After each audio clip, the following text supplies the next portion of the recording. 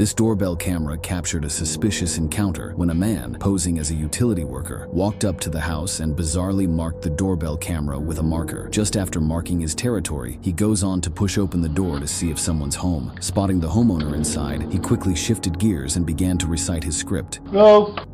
Hi boss, I'm so sorry to talk to you from a tree service. I see a way of making need some to trim landscaping, clean up your yard, remove any stump of cement. We can keep a fierce makeup place to clean up. Yeah, okay. Alright, no problem. The homeowner quickly cut the conversation as he realized there were other people waiting for him behind the house.